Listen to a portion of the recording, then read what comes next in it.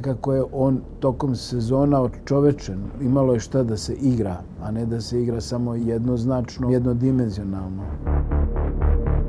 Mislim da je u trećoj sezoni ta radnja, odnosno fabula priče, najkomplikovanija, najzanimljivija, bar se meni čini. Pogotovo glavni likovi, oni su nekako sazrevaju, postaju te igre oko njih mnogo ozbiljnije, mnogo komplikovani su ti odnosi. Meni je mnogo zanimljivije da igram ovog Čečerinu sad.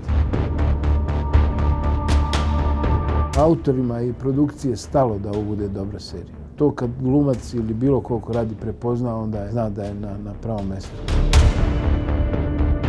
Čim nešto opstaje 3 sezone, mislim da treba da publika pogleda i tu treću sezonu, ako je već pratila prve 2. Mislim da je najozbiljnija preporuka to što je to režirala Jelena Stolica.